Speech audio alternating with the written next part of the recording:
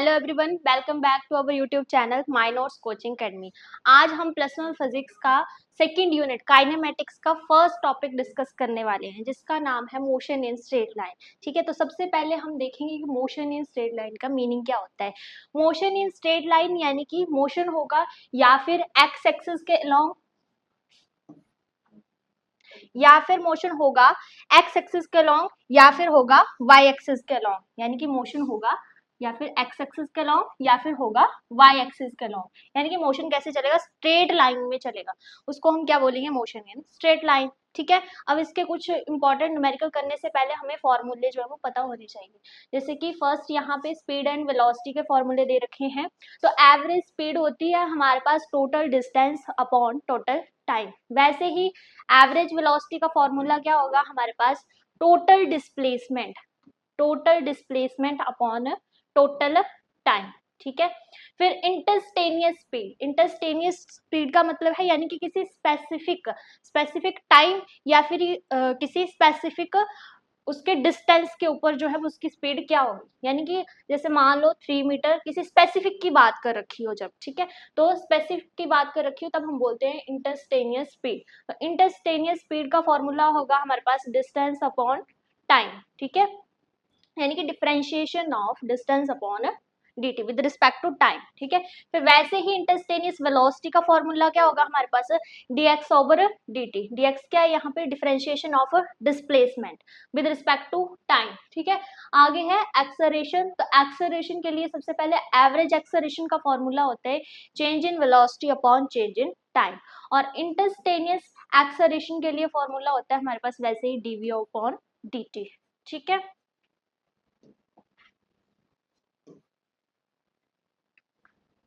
Next हमारे पास आती है थ्री इक्वेशन ऑफ मोशन। ठीक है, थ्री इक्वेशन ऑफ मोशन जो कि मोस्ट इंपॉर्टेंट है, बहुत सारे न्यूमेरिकल में यूज होगी। जैसे फर्स्ट हमारे पास आता है वेलोसिटी टाइम रिलेशन, जिसमें v is equal to u plus at। अब v क्या है यहाँ पे सबको पता है, फाइनल वेलोसिटी है। u क्या है, इनिशियल वेलोसिटी है। a एक्सेलरेशन है, t टाइम है। ठीक है, अब इसको वेलोसिटी टाइम रिलेशन क्यों बोला गया, ये क्या है, वेलोसिटी है और एक्सेलरेशन जो है वो तीनों इक्वेशन में है। ठीक है, तो एक्सेलरेशन को कंसीडर नहीं करते हम तीनों इक्वेशन में। वेलोसिटी टाइम रिलेशन इसको क्या बोलेंगे हम, जैसे ये वेलोसिटी आ गई और ये आ गया टाइम। ठीक है, तो वेलोसिटी और टाइम का रिलेशन। सेकेंड इक्वेशन है डिस्प्लेसमेंट टाइम रिलेशन। ठीक है, तो ये जो एस डिनोट कर रहा है वो डिस्प्लेसमेंट को कर रहा है, और यू सबको पता है इनिशियल वेलोसिटी, टी टाइम है, ए एक्सेलरेशन और यहाँ टी क्या है फिर से टाइम। ठीक है, तो ये क्या है, डिस्प्लेसमेंट टाइम रिलेशन है। थर्ड इक्वेशन आती है हमारे पास वेलोसिटी डिस्प्लेसमेंट रिलेशन। ठीक है, एक्सेलरेशन है यहाँ पे, फिर से हम एक्सेलरेशन को कंसीडर नहीं कर रहे हैं। ठीक है, क्या बोल रहे हैं इसको, वेलोसिटी डिस्प्लेसमेंट रिलेशन। ये दोनों वेलोसिटी है, ये डिस्प्लेसमेंट है, तो हमने क्या बोल दिया इसको, वेलोसिटी डिस्प्लेसमेंट रिलेशन। ठीक है, अब मोस्ट इंपॉर्टेंट कि हम यूज कहाँ करेंगे इनको, क्योंकि हमने पीछे भी फॉर्मूले देखे और ये भी हमारे पास इक्वेशन यूज होते हैं, बट यूज कहाँ पे करेंगे हम इन तीनों इक्वेशन का। तो यहाँ पे इंपॉर्टेंट पॉइंट्स दे रखे हैं कि motion is along a straight line, यानी कि जब मोशन क्या होगा, सिर्फ स्ट्रेट लाइन में होगा तभी हम इनको यूज करेंगे। फर्स्ट तो ये आ गया। सेकंड, एक्सेलरेशन इज कांस्टेंट और यूनिफॉर्म। ठीक है, एक्सेलरेशन क्या होगी, जब कांस्टेंट होगी, चेंज नहीं हो रही है, तभी हम इन तीनों फॉर्मूलों को यूज करेंगे, अदरवाइज हम जो है पीछे वाले फॉर्मूले ही यूज करेंगे। यानी कि एक्सेलरेशन क्या होगी, कांस्टेंट होगी, तब हम इन तीनों इक्वेशंस का यूज करेंगे। नेक्स्ट क्वेश्चन है हमारे पास, बट उससे पहले हम फॉर्मूला डिराइव करके देखेंगे। तो क्या बोला है हमें, if body covers n equal distances with speed v1 v2 v3 vn, then the average speed. बोला कोई बॉडी है वो n इक्वल डिस्टेंसेस, मान लो कोई बॉडी यहाँ से चलना स्टार्ट किया और यहाँ तक चली। ठीक है, तो इसने जो है इक्वल डिस्टेंसेस कवर कर लिए। अब मैं यहाँ पे इक्वल डिस्टेंसेस बना रही हूँ। ठीक है, ये इक्वल डिस्टेंसेस बना लिए, यानी कि इनको सबको मैंने डिस्टेंस क्या ले लिया, डी ले लिया, कि सबका डिस्टेंस क्या है, डी है। ठीक है, अब बोला वो n इक्वल डिस्टेंसेस कवर कर रहा है, कौन सी स्पीड के साथ, v1 v2 v3 और vn तक। ठीक है, तो डिस्टेंसेस आ गया फर्स्ट का v1 v2 v3 और ऐसे ऐसे लास्ट वाले क्या आ जाएगा vn। ठीक है, तो अभी हमने फॉर्मूला डिस्कस किया था पीछे कि एवरेज स्पीड क्या होती है हमारे पास, total distance covered by the object upon total time. ठीक है, तो टोटल डिस्टेंस कितना होगा, ठीक है, यहाँ पे n तक वो जा रहा है तो n को क्या करेंगे, मल्टीप्लाई कर देंगे d के साथ, क्योंकि सबका जो है वो डिस्टेंस क्या रह रहा है, सेम रह रहा है, तो n मल्टीप्लाई क्या आ जाएगा, d आ जाएगा टोटल डिस्टेंस। और टोटल टाइम, ठीक है, तो टोटल टाइम कैसे निकालेंगे हम, टाइम का फॉर्मूला क्या बनेगा हमारे पास, जैसे कि फर्स्ट वन के लिए टाइम मैं ले रही हूँ t1, ठीक है, तो फर्स्ट वन के लिए क्या बनेगा, डिस्टेंस अपॉन स्पीड बनेगा, तो डिस्टेंस क्या यहाँ पे d है और स्पीड क्या है v1 है। वैसे ही t2 के लिए क्या बनेगा फॉर्मूला, d अपॉन v2, वैसे ही t3 के लिए बनेगा, और लास्ट में tn के लिए क्या फॉर्मूला बनेगा, d अपॉन vn। ठीक है, अब इसको पुट कर देंगे हम यहाँ पे टोटल टाइम के लिए। ठीक है, तो क्या आ जाएगा हमारे पास t1 plus t2 plus so on tn। ठीक है, ये टोटल टाइम आ गया। नीचे हमारे पास क्या आ जाएगा, ऊपर nd और नीचे वैल्यूज पुट कर देंगे हम।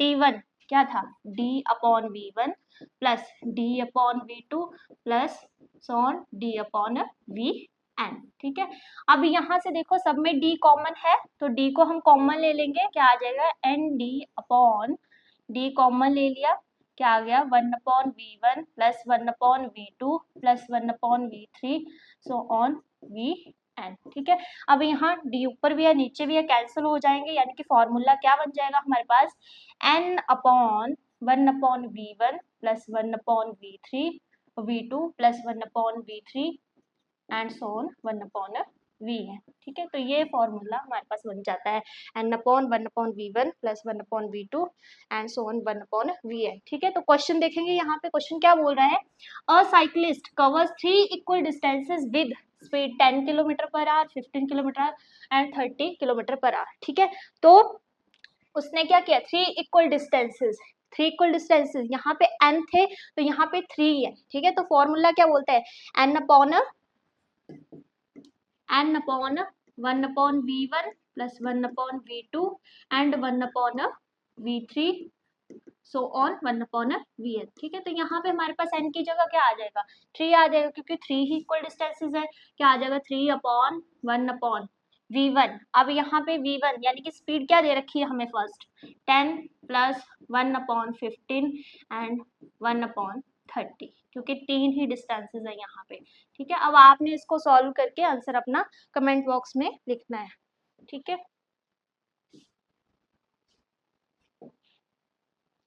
नेक्स्ट है हमारे पास, if equal distances are covered with speed v1 and v2। ठीक है, अब हमारे पास 2 ही डिस्टेंसेस दे रखे हैं, बट क्या है, दोनों इक्वल हैं, वैसे ही हम बनाएंगे, यानी कि ये डिस्टेंस भी मैं d ले रही हूँ, ये भी d ले रही हूँ। ठीक है, यहाँ से ऑब्जेक्ट चलना स्टार्ट हुआ, यहाँ तक गया, डिस्टेंस उसने इक्वल कवर किया। ठीक है, और कौन सी स्पीड के साथ, v1 और v2 के साथ, तो ये स्पीड आ गई v1 और v2। ठीक है, अब फॉर्मूला हमें पता है क्या होता है,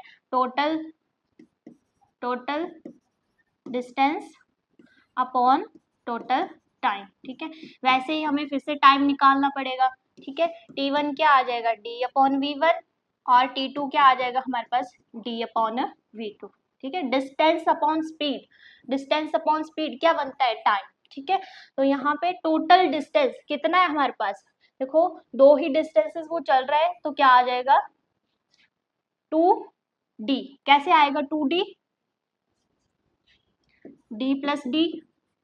ठीक है, टोटल टाइम क्या आएगा, d upon v1 plus d upon v2। ठीक है, इनको ऐड कर दो, क्या बन जाएगा 2d, और यहाँ से मैं d कॉमन ले रही हूँ फिर से बाहर, क्या आ जाएगा 1 upon v1 plus 1 upon v2। ठीक है, अब d से d कैंसिल हो जाएगा, फॉर्मूला क्या बन जाएगा 2, नीचे क्या आ जाएगा हमारे पास v1 v2, ऊपर v1 प्लस v2, यानी कि इसको हम ऊपर लेके जाएंगे तो फॉर्मूला बन जाएगा 2 v1 v2 upon v1 plus v2। ठीक है, तो ये फॉर्मूला बनता है जब भी कोई ऑब्जेक्ट कवर कर रहा है इक्वल डिस्टेंस। ठीक है, और स्पीड समथिंग स्पीड के साथ।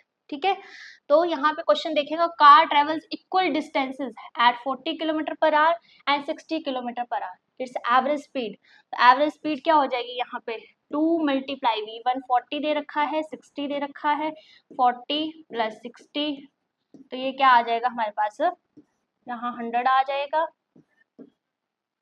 ये 4800, ठीक है। तो ये आपके पास आंसर आ जाएगा यहाँ पे 48 किलोमीटर पर आवर, ठीक है।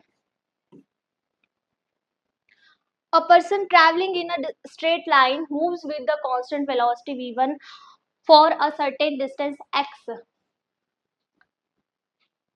and with the constant velocity v2 for the next equal distances the average velocity v is given y, ठीक है। तो ये फॉर्मूला अभी हमने डिस्कस किया था, कौन सा आंसर सही हो जाएगा, 2v1 v2 upon v1 plus v2। Thank you.